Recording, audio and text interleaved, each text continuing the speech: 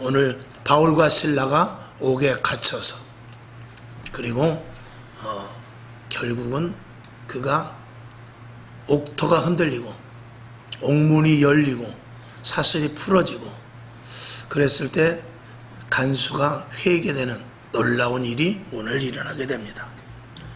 믿음의 선배들과 우리들의 차이를 한번 찾아본다면 사실 우리들은 믿음의 선배들보다도 더 기도할 때도 있습니다. 성경에 있는 믿음의 선배들보다 더 깊은 기도와 또 그리고 그들보다 더 많이 눈물을 흘릴 때도 있죠. 또 그들보다 더 깊은 묵상을 할 때도 우리가 분명히 있습니다. 그런데 그럼에도 불구하고 그들과 우리의 틀린 점은 뭐냐? 그들은 고난 가운데서도 절대 하나님을 변치 않았다는 것입니다. 믿음을 변치 않았다는 것이죠. 환경과 조건에 따라서 변덕이 심한 우리들과는 다르게 그들은 환경과 조건이 문제가 아니라 오직 하나님만을 바라보는 그 패턴이 똑같았다는 것입니다. 그러니까 옥에 갇혀 있든지 평안한 자리에 있든지 산에 있든지 바다에 있든지 풍랑이 일든지 폭풍우가 몰아치든지 간에 믿음이 똑같았다는 것입니다. 우리는 환경에 따라 믿음이 많이 요동치죠. 그것이 바로 믿음의 선배들과 우리들과의 많은 차이가 있습니다. 그 차이가 얼마만큼 있느냐에 따라서 우리가 더 믿음의 선배들과 그 간격이 좁아지기도 하고 그렇게 기도함에도 불구하고 그렇게 간절히 부르짖음에도 불구하고 또 그렇게 우리가 깊은 묵상을 통해서 말씀을 정말 기가 막히게 깨달음에도 불구하고 믿음의 선배들과 차이는 바로 그런 부분에 있는 것입니다. 여러분 고난을 이기길 바랍니다. 고난 속에서도 믿음을 절대 변개시키지 않기를 주님의 이름으로 축원합니다. 바울과 실라 오늘 이 두 사람은 빌립보에서 복음을 전하다가 옥에 갇혔습니다. 근데 그곳에서 찬양을 하죠. 우리는 옥에 갇혀버리면 하나님 복음을 전하다가 내가 이게 웬일입니까? 하고 원망을 할 수 있을 것입니다. 우리가 복음을 전하면서 좋은 일이 생기고 자녀들이 잘되고 직장과 사업장이 융성하고 그러면 내가 복음을 전했기 때문에 하나님이 복 주시는구나 이렇게 생각하면서 열심히 복음을 잘 전할 수도 있을 것입니다. 그런데 우리에게 어려운 일, 브레이크가 걸리는 일이 생겼을 때 과연 그때도 끝까지 똑같은 그 감도가 그 농도가 희석되지 않는 그 믿음을 가지고 그대로 우리가 신앙생활을 할 수 있느냐, 이거는 좀 다른 문제가 될 수 있기 때문에 오늘 말씀을 올리는 것이죠. 우리가 여러분이 아시는 대로 요셉을 보았을 때 그는 옥중에 갇혔지만 성경은 뭐라고 했냐면 그가 형통했다고 그랬어요. 옥에 갇혔으면 옥에 갇힌 게 무슨 형통입니까? 근데 옥에 갇혔는데도 그는 형통했다고 그랬어요. 왜 그렇습니까? 그 요셉의 마음이 하나님을 불평하는 마음이 없었기 때문에 그래요. 그대로 받아들였다는 것이죠. 그 자리에서 하나님의 뜻을 알고 역시 바울과 실라와 마찬가지로 그 안에서 아마 찬양을 했을지도 모르겠습니다. 그런 신앙을 과연 우리도 가질 수 있을까? 그러나 그러한 신앙을 가져야만 믿음의 선배들과 같은 레벨에서 하나님 앞에 상급을 받을 수 있다는 것을 먼저 말씀을 드리는 것이죠. 다니엘의 세 친구들도 그들이 사자굴에 들어갔고 그 다음에 불 속에 들어갔지만 그들의 믿음은 절대 유동하지 않았습니다. 그래서 그리 아니하실지라도의 신앙이 생겨난 것 아니겠습니까? 하나님이 그 불 속에서 나를 구원해내지 않는다 할지라도, 하나님께서 그 사자굴 속에서 나를 구원하지 않고 사자에게는 잡혀먹는다 할지라도, 그리 아니하실지라도 나는 결단코 우상에게 절할 수 없다는 것입니다. 이 믿음이 우리에게 있느냐에 따라서 믿음의 선배들과 우리와의 차이점인 것입니다. 여러분, 우리가 평안하게 이렇게 앉아있을 때는 신앙생활 잘할 수 있습니다. 근데 정말 집에 엄청나게 어려운 일이 생기고 직장에 정말 치명적인 일이 생기고 내 육신에 절망적인 일이 생겼을 때도 똑같이 이렇게 하나님 앞에 감사 찬양을 올릴 수 있는가? 이건 우리에게 물음표를 찍을 수밖에 없지 않습니까? 그러나 여러분, 그 신앙까지 가야만 그때부터 하나님이 일하기 시작합니다. 왜? 하나님이 그때 쓰시고 하나님의 크고 비밀한 일들을 우리들을 통해서 하실 수가 있는 것입니다. 여러분이 거기까지 다 올라갈 수 있기를 주님의 이름으로 축원합니다. 물론 쉬운 일 같지만 어렵습니다. 그러나 그 어려운 일을 하나님께서는 우리들에게 말씀하십니다. 내가 너와 함께 하리라. 그리고 성령님을 보내주셔서 우리에게 힘이 되게 하시고 능히 이길 수 있도록 강력한 병기로 삼아 주신다는 사실을 우리에게는 분명히 알아야 되죠. 평안하고 또 우리가 안정되어 있을 때는 누구나 잘 예배드리고 누구나 기도할 수 있다라는 것을 말씀을 드리며 고난 가운데 더 빛을 낼 수 있는 여러분이 될 수 있기를 주님의 이름으로 축원합니다. 그러니까 성령 충만하지 않으면 우리가 진짜 예수 믿기는 어렵다. 예수 믿는 신용을 할 수 있습니다. 종교인으로서 종교 생활은 할 수 있지만 진짜 그리스도인, 진짜 예수 믿는 사람이 되기 위해서는 완전히 이 성령의 사람이 되지 않고는 우리가 온전한 신앙생활을 할 수 없다는 것을 말씀을 드리죠. 자, 오늘 바울과 실라가 복음을 전하다가 옥에 갇혔고 그리고 나서 그 밤에 찬양을 했는데 그 찬양을 통해서 옥토가 흔들리기 시작합니다. 그리고 옥문이 열리고 발에 묶였던 착고가 풀어지기를 시작합니다. 놀라운 일이 일어났죠. 여러분, 감사, 찬양은 문제가 해결되는 열쇠인 줄로 믿습니다. 그래서 우리가 감사하지 못할 때 감사하는 것이 진짜 감사다. 어려울 때는 우리가 똑같이 불평불만하면 세상 사람들과 우리가 다를 바 없습니다. 만약에 우리가 하는 일이 계속해서 잘 되고 우리가 하는 일이 계속해서 승승장구한다면 여러분, 예수 안 믿을 사람 어디 있습니까? 예수 안 믿을 사람 어떻게 해요? 그런 예수 같으면 아마 저와 여러분 딴 사람 예수 못 믿고 나만 믿으려고 할 거예요. 그런데 예수를 믿는 데 있어서는 반드시 걸림돌이 생기기도 하고 어려움이 생기기도 하는 것입니다. 그때 우리가 감사할 수 있는가? 그때 정말 그 위기를 하나님과 관계 속에서 풀 수 있는가? 이것이 우리가 분명히 알아야 되고 또 해야 될 숙제이면서 그 관문을 넘어가야 되는 줄로 믿습니다. 로마서 14장 8절을 한번 보겠습니다. 사도 바울의 고백인데 우리들도 이 고백이 있어야 될 것입니다. 시작. 우리가 살아도 주를 위하여 살고 죽어도 주를 위하여 죽나니 그러므로 사나 죽으나 우리가 주의 것이로다. 아멘. 이 고백이 저와 여러분에게 그냥 읽는 것으로 끝나는 것이 아니라 진짜로 우리들에게 있을 때 스데반과 같이 순교할 수 있고 다니엘의 세 친구와 같이 사자굴이나 그리고 불못이라도 얼마든지 들어갈 수가 있는 신앙을 갖게 되는 것이죠. 로마 시대 때 원형 경기자에서 죽었던 사람들, 그 사람들은 이게 외형적으로 볼 때는 응답을 받지 못했습니다. 왜? 사자에게 뜯겨져 죽고 말았어요. 그리고 검투사와 싸워서 그냥 잔인하게 죽고 맙니다. 화형을 당하는데 소나기가 내려서 불이 꺼지는 것이 아니라 그냥 화형을 당해버리고 말아요. 외적으로 볼 때는 얼마나 큰 실패인지 모릅니다. 그러나 그것을 감당할 수 있는 믿음이 우리들에게 있기를 바라는 것이죠. 그런 일들을 통해서 그게 실패인 것 같았음에도 불구하고 그 무시무시했던 로마가 기독교 국가가 되는 미랄이 되었던 것입니다. 저와 여러분, 내가 죽는 것이 문제가 아니라 그것이 하나님의 뜻이라면 기꺼이 죽을 수 있는 데까지 가는 것, 이것이 진짜 믿음이다라고 말씀을 드리는 것이죠. 그 사도 바울이 이런 고백을 할 수 있었던 것은 하나님의 은혜를 바로 알았기 때문에 그렇습니다. 여러분, 은혜가 얼마만큼 있느냐, 얼마만큼 우리가 받은 은혜가 크냐, 그리고 얼마만큼 그 사람이 은혜의 사람이냐에 따라서 믿음과 절대적으로 비례될 수밖에 없는 것이죠. 여러분, 신앙이 떨어지는 것은 무엇입니까? 은혜가 떨어졌기 때문에 그렇습니다. 은혜가 떨어지면 신앙이, 믿음이 떨어질 수밖에 없습니다.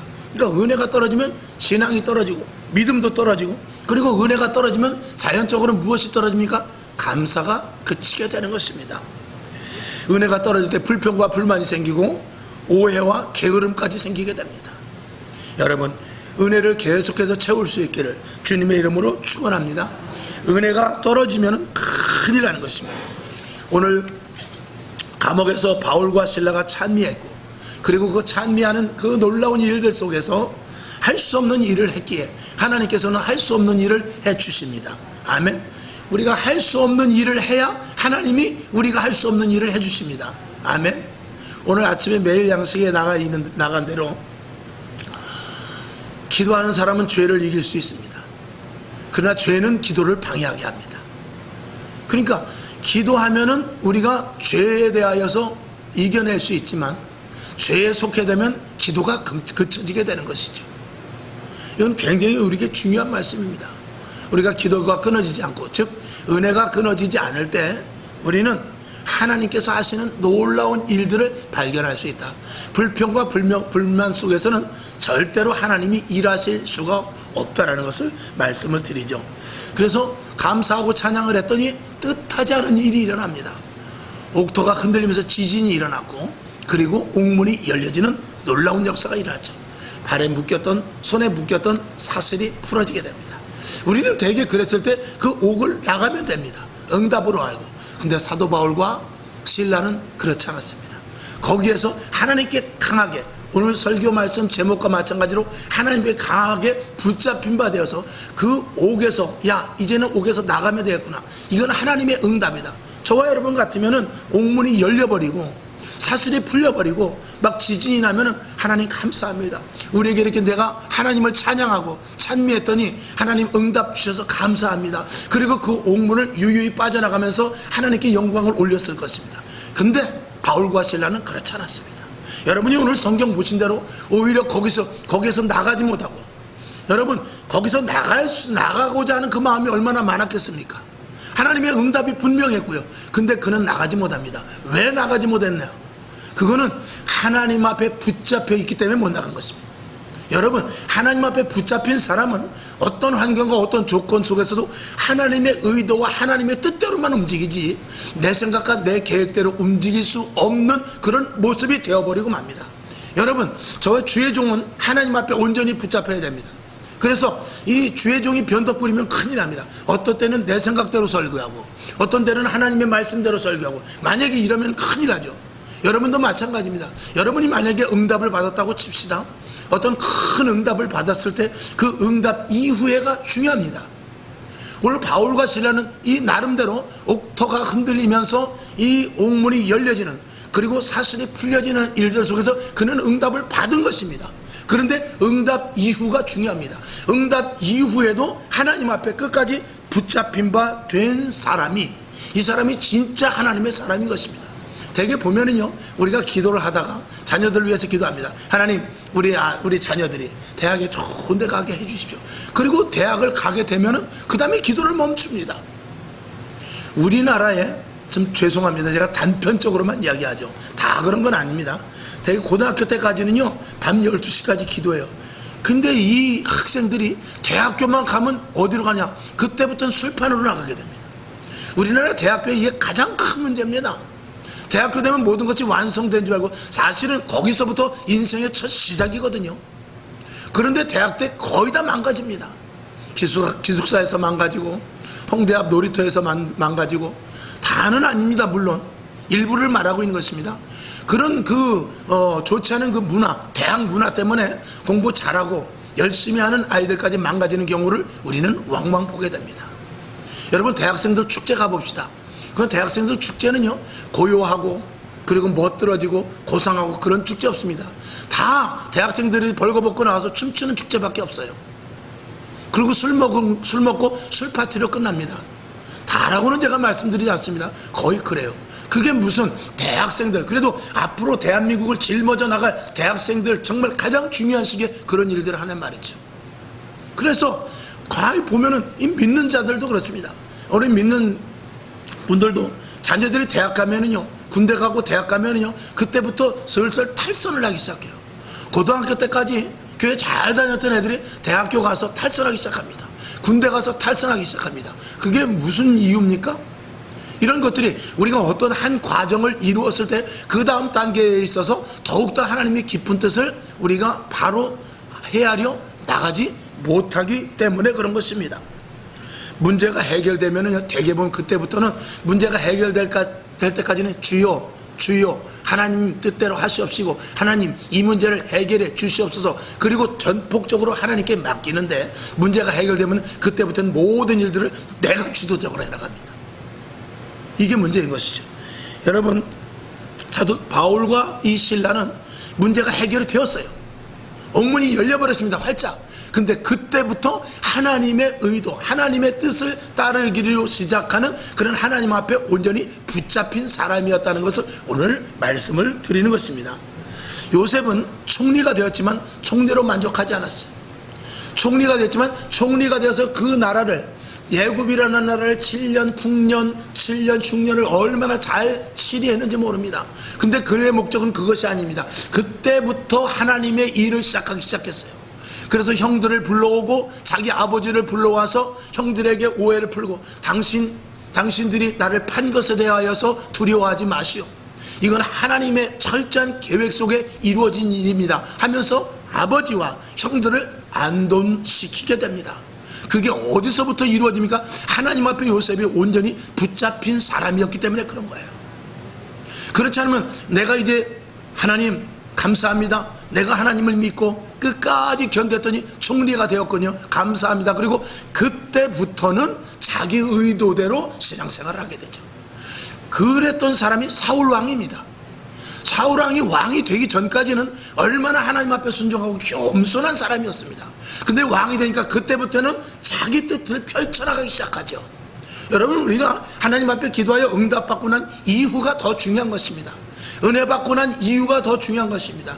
작정기도 이후에가 중요합니다. 금식 이후에가 중요합니다. 이 예배 드리고 은혜 받을수록 더 은혜 받은 예배가 지날수록 더 우리는 조심을 해야 됩니다. 그때부터 시작이고 그때부터 내가 하나님의 뜻이 무엇인지를 잘 알아야 되는 것이죠. 손양원 목사님은 자기 아들이 공산당에 의해서 죽어버렸잖아요. 근데 그때부터 하나님의 일이 시작된 거예요. 그때부터 자기 아들이 죽었으니 얼마나 속이 상했고, 정말 내가 목사인데 주의 일을 감당하는데 왜 내 아들이 공산당에 죽냐. 그런데 그때부터 하나님 앞에 붙잡힌 바 되어 그때부터 일을 하기 시작하여 자기를 죽인 그 공산당 그 공산당원을 자기 양아들로 삼게 되죠. 누가 하는 일입니까? 하나님 앞에 붙잡힌 바 된 사람만이 할 수 있는 일입니다. 여러분, 그렇게 할 수 있습니까? 여러분이 만약에 오늘 로또를 받았다, 로또를 맞았다, 그래가지고 한 20억 원을 내 손 안에 들었다, 그러면 지금부터 신앙생활은 아마도 하나님의 뜻보다는 여러분이 하고 싶은 대로 할 것입니다.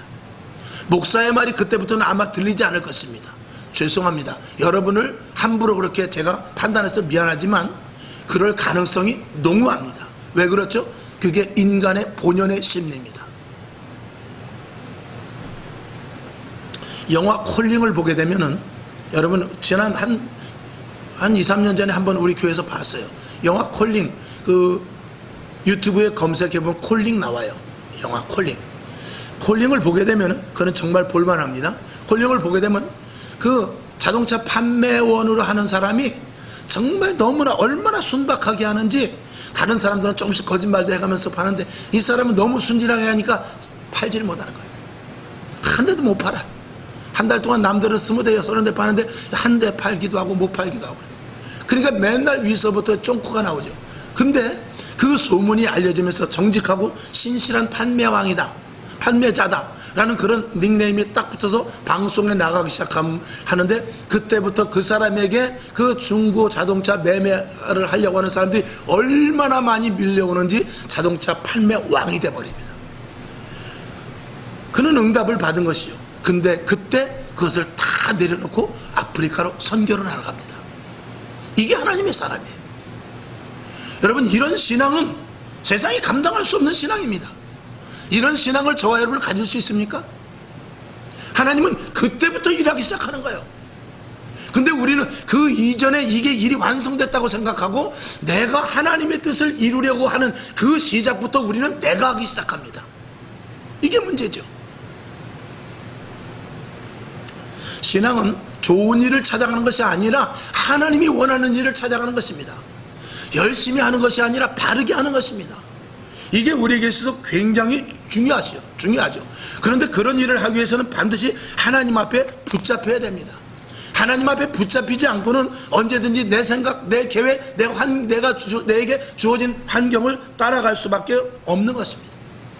이 바울과 실라는 옥문을 열고 바로 나갈 수 있었지만 하나님 앞에 온전히 붙잡혀 그때부터 하나님께서 하시고자 하는 일을 시작하게 됩니다.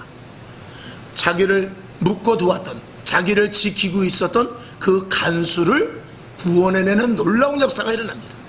옥문이 열려서 죄수들이 다 도망갑니다. 죄수들이 다 도망간 줄 알고 그 옥문을 지키던 그 간수가 자결을 하려고 합니다.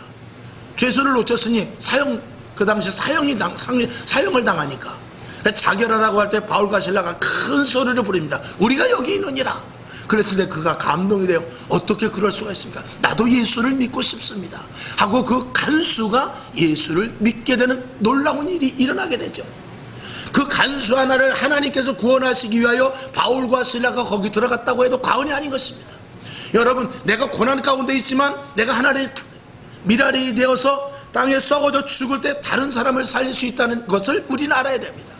하나님은 언제든지 내가 고난 가운데 있든지 좋은 가운데 있든지 하나님의 일이 언제든지 지금부터 시작이라는 사실을 우리는 분명히 알아야 되는 것입니다. 우리는 편하고 좋은 일이 되면 응답인 줄 압니다.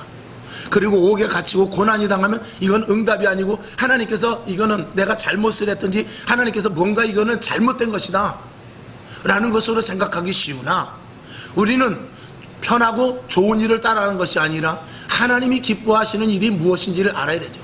요즘 젊은이들이 너무나 편한 것을 좋아합니다. 조금만 힘든 일, 요즘 젊은이들이 너무 힘이 없어요. 쌀 20kg, 한 40kg짜리 이런 부대 같은 거 잘 들지도 못하더라고요.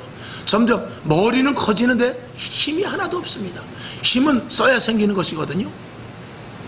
그 편한 것만 좋아하다 보니까 비트코인 같은 거, 주식 같은 거, 요즘 영끌이라는 단어가 뉴스에서 많이 나옵니다. 영혼을 팔아가지고 대출을 끈다는 게 그게 영끌이더구만요. 영혼을 팔 정도로. 그래갖고 끝까지 대출을 최대한 얻어가지고 집값이 오른다니까 집을 사는 것. 그런 것들 영끌이라고 해요. 그리고 주식이 하는데 내가 가진 한도를 다 이렇게 빚으로 얻어가지고 그걸 빚투라고 그러는데 빚투자. 그렇게 해서 주식을 사고. 이건 어떻습니까? 비트코인 같은 거 이번에 다 절단 났죠. 주식이 다 떨어지죠. 그리고 집값 떨어지죠. 또 다단계 같은 거, 이런 것들은 다 그냥 내가 손쉽게 할 수 있는 것이기 때문에 거기에 다 손을 댑니다. 여러분, 하나님은 그런 거 원하지 않습니다. 하나님이 원하는 것은 내가 고난에 있든지 평안에 있든지 내 있는 자리에서 최선을 다하고 그 자리에서 그것을 가지고 하나님께 영광을 올려야 돼요. 요즘 공무원들이나 회사에서 보면요, 그 주식이 오르나 내리나 회사 일을 안 한다는 거예요. 한쪽에다 핸드폰 틀어놓고 그리고 떨어졌나 올라가나 거기만 관심을 가는 것이죠. 여러분에게 만약에 주식이 계속 떨어지는데 주식을 한 1,000만 원어치 1억 원어치 샀다고 칩시다. 그러면 제가 드리는 설교 말씀 집중이 되겠습니까? 절대 안 됩니다. 교회 와서 예배 드리는 것이 아니라 1시간 떼고 가서 또 주식을 들여다봐야 돼요. 얼마 올랐나, 지금 장이 어떻게 돼 있는가, 여기에 관심이지 교회 예배 관심 없습니다. 그리고 주식이 오르면 그것이 응답인 줄 알아요. 그런 하나님 아닙니다. 그런 하나님 같으면 이 땅에 예수 그리스도를 보내시지 않고 그냥 너희들 옛다 먹어라 구원 주고 맙니다. 절대로 하나님은 그런 하나님 아닙니다. 우리는 모든 것들을 쉬우고 편안하고 그리고 내가 잘 먹고 잘 입고 잘 살면 그게 응답인 줄 아는데, 그게 응답이 아니라 하나님의 응답은 내가 어느 자리에 있든지 간에 하나님께서 하실 일이 있다 라는 이런 개념을 우리가 분명하게 가져야 되죠. 이거 어떤 일을 하다가 내가 실패가 될 수도 있고 어떤 일을 하다가 정말 낭만과 어려운 자리에 있을 수도 있지만 그것이 하나님께서 나를 통하여 일하기 시작이라는 것을 우리는 깨달을 수도 있어야 되는 것입니다. 이것이 없으면 우리의 신앙은 날마다 그 자리입니다. 그리고 우리의 신앙은 조금 무엇든 일이 안 될 때는 불평과 불만이 되지 않습니다. 여러분, 그렇게 신앙생활하면 내 생각과 내 계획과 내 자랑과 내 지식과 그리고 내 경험과 내가 할 수 있는 그 노력을 가지고 돈을 버는 수밖에 없어요. 그리고 사업을 할 수밖에 없습니다. 그리고 세상을 살아갑니다. 그거는 자기가 사는 것입니다. 절대 하나님의 큰 도움은 절대로 받을 수 없습니다. 단언합니다. 하나님은 그런 사람을 쓰실 수도 없고 쓰지도 않고 그런 돈은 받지도 않습니다. 하나님이 어떤 분입니다. 하나님은 부자요, 은도 내 것이요 금도 내 것이라고 그랬어요. 여러분에게 철저한 신앙관을 가지고 이 바울과 실라를 통해서 응답받았다, 이게 됐구나, 하나님 감사합니다가 아니라 그 자리를 빠져나가지 못하고 그 안에서 하나님께 붙잡힌 바 되어 거기서 할 일을 찾았던 이 바울과 실라의 신앙을 저와 여러분이 가지라는 거예요. 그러니까 고난이 내게 유익이라고 그랬어요. 왜 유익이냐? 고난 속에서 그때부터 이제 하나님께서 하시고자 하는 신비한 일을 시작하기 때문에 그렇죠. 바울과 실라는 어느 현장이냐가 문제가 아니라 하나님의 뜻이 무엇인지를 항상 알기를 원했고 붙잡힌 바 되기를 원했고 붙잡혔던 사람인 것입니다. 저와 여러분도 마찬가지입니다. 그렇게 되기 위해서는 사도 바울은 이렇게 말합니다. 데살로니가전서 5장 16절부터 18절까지를 보죠. 시작. 항상 기뻐하라. 아멘. 쉬지 말고 기도하라. 아멘. 범사에 감사하라. 이는 그리스도 예수 안에서 너희를 향하신 하나님의 뜻이니라 그랬어요. 그러니까 항상 기뻐하고 쉬지 말고 기도하고 범사에 감사하는 것. 어디에서든지 어떤 상황에서든지 어디에 처해 있든지 간에 이렇게 하라는 것입니다. 이렇게 되면 감사하고 저렇게 되면 아니고, 이거는 내 생각이에요. 그렇게 되는 사람은 이렇게 돼서 잘 됐을 때 그때부터는 내가 신앙을 끌고 가게 된단 말입니다. 그런 것은 하나님께서 원하지도 않고, 그렇게 되었을 때 하나님은 그때부터는 손을 놓기 시작합니다. 자의로 신앙생활을 하는 것이죠. 자기 생각으로. 그건 종교인이라고 말합니다. 저는 종교인을 원하지 않습니다. 그리스도인을 원합니다. 저도 마찬가지입니다. 종교인, 종교 목사가 되고 싶지 않습니다. 오직 그리스도인, 기독교, 오직 하나님의 정말 사도 바울 같은 그런 목사가 되길 원하는 것이죠. 그래서 고난이나 힘듦이나 어려움이 문제가 아니라 거기서 하나님의 뜻을 발견하고, 하나님 여기서 내가 해야 될 일이 무엇입니까? 하는 것을 찾을 수 있는 목사가 되기를 원하는 것이죠. 여러분들도 그 길에서도 좀 성숙하고 좀 멋있는, 그리고 믿음의 선배들의 견주시 있을 만한 그런 믿음자들이 되어야 하나님께서 그때부터 부어주시죠. 그때부터 은혜 주시죠. 그때부터 은사 주시죠. 그때부터 하나님이 어떤 분인지, 진짜 하나님이 나와의 어떤 관계인지 그때부터 영적인 세계를 알아가기 시작하는 것입니다. 그러니 지금도 얼마나 껍데기가 많습니까? 지금도 얼마나 교회 나오는 목적이 도대체 무엇입니까? 하나님을 믿는 목적이 무엇인지, 하나님의 의도와 전혀 다르게 가는, 너는 나대로 나는 나대로 하나님의 의도와 전혀 다르게 신앙생활하는 사람들이, 그런 목회자들이 얼마나 많고 그런 교회가 얼마나 많은가를 생각할 때 답답하지 않을 수가 없는 겁니다. 저와 여러분, 이 시대 꼭 할 일이 있습니다. 자, 코로나가 끝났습니다. 응답이라고 생각하고 우리가 들로산으로, 이번에도 또 우리 지방에서 또 놀러 간다고 그러더라고요. 그래서 안 놀러 가는 것도, 그래도 저 제주도 그런 데로 갈래다가 하도 이제 많은 사람들이 지금 그럴 때가 아니다라는 그래도 목사님들이 계셔서 그냥 하루 당일치기로 가까운 데 갔다 오기로 했어요. 너무나 감사한 일이죠. 이렇게 응답을 하고 이제 들로산으로 갈 게 아니라, 이제 기도를 쉴 때가 아니라, 이제 코로나가 풀렸을 때 이제는 더 코로나 때보다 더 기도해야 돼요. 더 엎드려야 되고요. 더 말씀에 집중해야 되고, 안 나오던 예배도 나와야 되고요. 안 하던 기도도 해야 되고요. 안 엎드리던 그 엎드림도 더 우리에게 있어야 되는 것입니다. 이게 이제 지금부터 하나님께서 일하실 텐데, 이제 코로나가 해제돼서 교회가 문이 열렸으면 이제부터 하나님이 일하실 시간 아닙니까? 이제부터 하나님이 일하실 시간인데, 이제 우리가 기도를 놓고 예배를 안일하게 드리고 하나님의 뜻보다도 이제 우리가 해야 될 일을 우리가 찾는다면 안 된단 말입니다. 이게 답답한 일이죠. 항상 긴장된 상태, 항상 하나님께서 나를 통하여 무엇을 하실 것인가에 대한 기대감, 그리고 항상 하나님께서 나를 붙잡아 어디로 이끌고 가실 것인가에 대한 주님 앞에 준비된 자, 이것이 우리에게 필요한 것입니다. 결론으로 말씀을 드립니다. 고난과 평안, 이런 것들을 구별하기보다 그 어떤 환경이 됐든지 그 안에서 하나님께 붙잡혀서 하나님의 뜻을 알고 순종하는 여러분 되시길 원하며, 고린도후서 12장 10절을 보겠습니다. 시작. 그러므로 내가 그리스도를 위하여 약한 것들과 능욕과 궁핍과 핍박과 곤란을 기뻐하노니 이는 내가 약할 그때 곧 강함이니라. 아멘. 오히려 약할 때 그때 더 주님을 의지했던, 고난 가운데 있을 때 하나님의 뜻을 발견하기를 원했던 그 사도 바울 같은 믿음이 여러분에게 있기를 원하며, 우리를 통한, 저와 여러분을 통한 하나님의 뜻이 이제부터 있는 것입니다. 이제 코로나가 해제되어서 마음껏 예배드리는, 이제 한 몇 달 됐죠.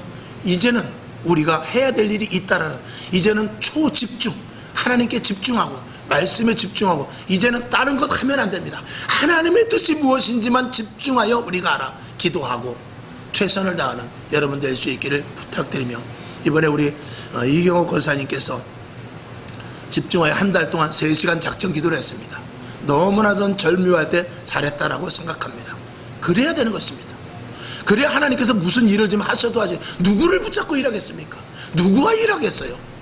여러분, 정말 이건 자랑으로 말씀드리는 것이 아니라 그런 마음, 그런 생각, 그런 정신을 가지고 우리가 신앙생활을 한다면 하나님이 왜 일하시지 않겠습니까? 누구와 일하겠습니까? 오늘 말씀에 여러분에게 깊은 감동과 은혜와 그리고 깨달음이 있기를 주님의 이름으로 축원합니다.